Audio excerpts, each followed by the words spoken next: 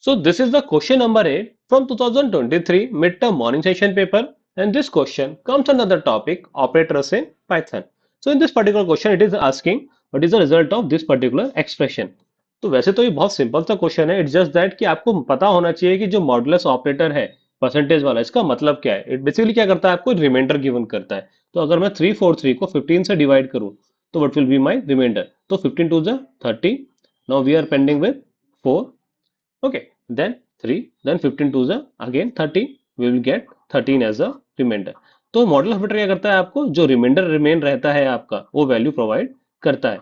तो in this case 343 modulus 15 would be 1 3.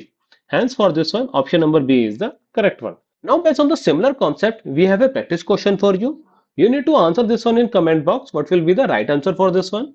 Okay guys, then that's it for the day. If you have any doubt regarding this one, feel free to ask in the comment box. Okay then, thanks for your time.